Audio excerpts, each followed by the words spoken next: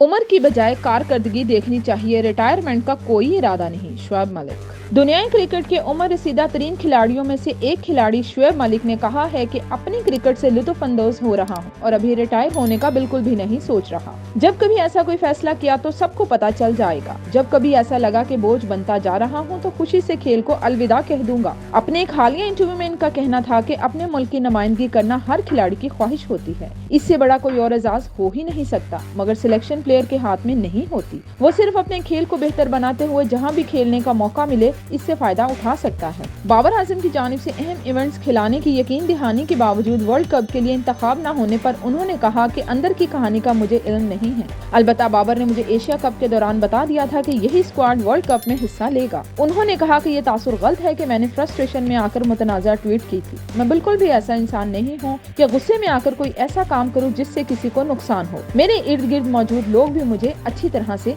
Guide करते हैं।